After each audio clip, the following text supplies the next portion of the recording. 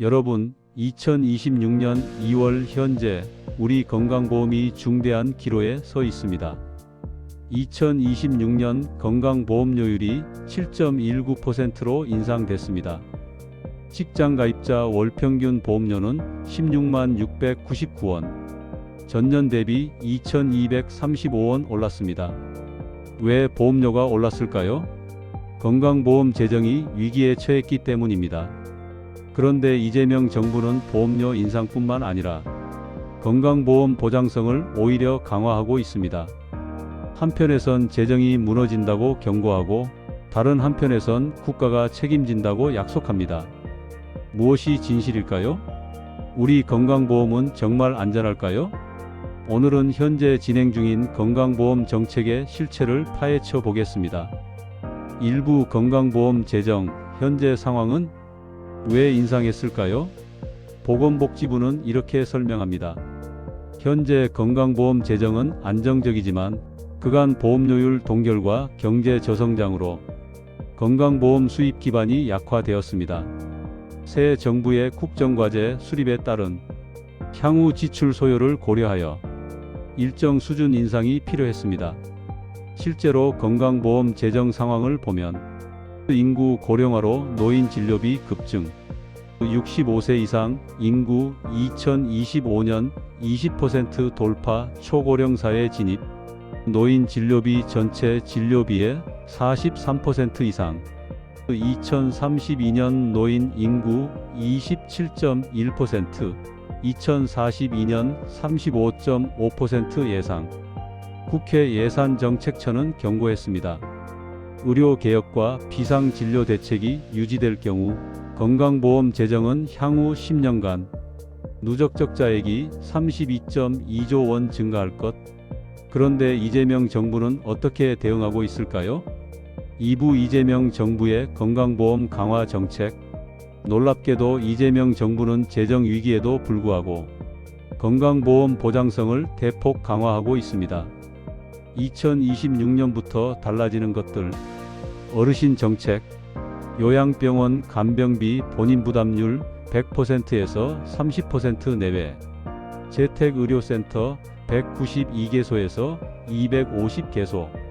노인 일자리 109만 8천 개에서 115만 2천 개.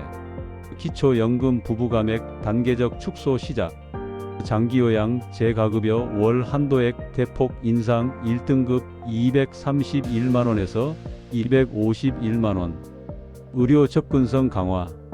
희귀난 치질환 산정 특례 대상 1314개에서 1389개. 희귀질환 치료제 등재기간 241에서 100일로 단축. 권역응급의료센터 44개에서 60개 내외. 닥터 헬기 8대에서 9대 2030년까지 12대. 심내혈관센터 확대. 시니어의사 채용 110명에서 160명. 국민주치의제 추진. 이재명 대통령의 핵심 공약입니다. 국민이 신뢰할 수 있는 1차 의료 체계 구축.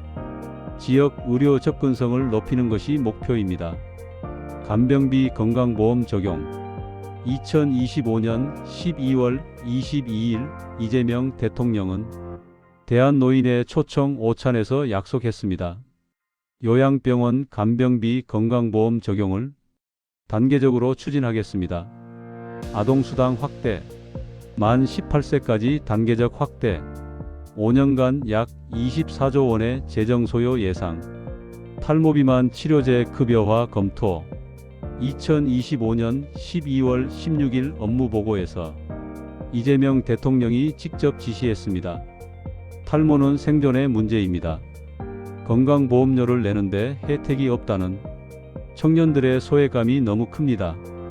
정은경 보건복지부 장관은 재정 영향을 종합적으로 검토하겠다고 답변했지만 이 대통령은 횟수 제한이나 총액 제한 등 다양한 관리 방식을 검토하라고 재차 요구했습니다. 이 모든 정책의 공통점은 무엇일까요? 국가가 책임진다는 것입니다. 3부 재정 vs 보장성 어떻게 양립할까? 여기서 의문이 생깁니다. 재정이 어려운데 어떻게 보장성을 강화할까요? 이재명 정부의 해법은 이렇습니다. 첫째, 보험료 인상. 이를 통해 약 5.2조 원의 수입 증가 예상. 둘째, 지출 효율화. 복지부는 발표했습니다.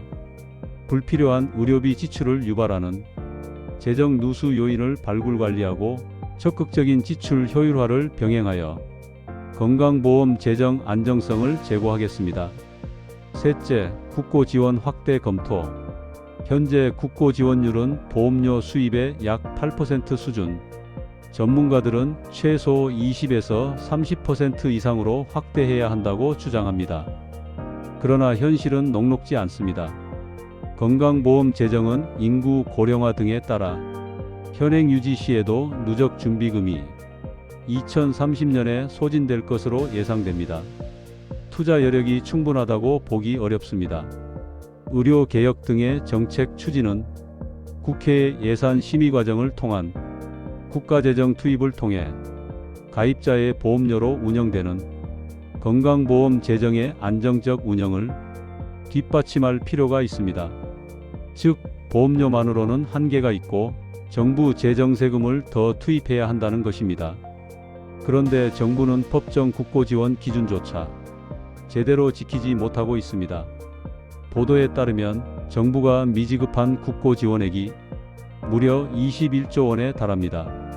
보험료는 오르는데 정부 지원은 제자리입니다. 이것이 이재명 정부가 직면한 딜레마입니다. 사부 의료 민영화 vs 공공의료 강화. 이재명 정부는 분명한 방향을 제시했습니다. 공공의료 강화, 주요 정책, 국민참여형 의료개혁 공론화위원회, 국민이 원하는 진짜 의료개혁 추진, 안정적인 국고 지원, 건강보험에 대한 안정적인 국고 지원 및 수가보상 체계의 합리적 개편, 보장성 확대, 대상별 질환별 특성을 고려한 보장성 확대로 의료비 절감과 질병 예방, 공공의료사관학교 신설, 지역 의료인력 양성 및 필수의료 강화, 지역 필수의사제 확대. 이는 이전 정부의 방향과는 확연히 다릅니다. 윤석열 정부 시절 추진되던 실손보험 청구 간소화법, 건강보험 빅데이터 민간 개방, 디지털 헬스케어법 제정, 비대면 진료 전면 허용, 이런 정책들은 이재명 정부 들어 재검토되거나 중단되었습니다.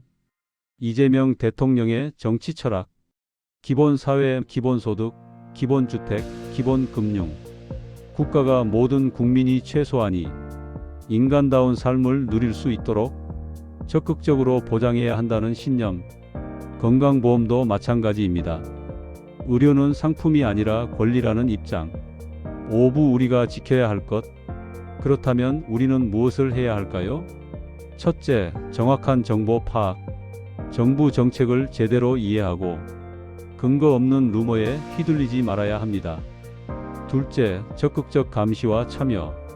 국민참여형 의료개혁 공론화위원회에 관심을 갖고 의견을 제시해야 합니다. 정부가 약속한 대로 실천하는지, 국고 지원을 제대로 하는지, 재정 효율화가 실제로 이루어지는지 우리가 감시해야 합니다. 셋째, 건강보험 재정 건전화 지지. 보험료 인상이 불가피하다면 그것이 정말 필요한 곳에 쓰이도록 요구해야 합니다. 동시에 정부가 법정 국고 지원 의무를 제대로 이행하도록 압박해야 합니다. 넷째, 세대 간 연대. 청년층은 보험료만 내고 혜택이 없다고 느낍니다.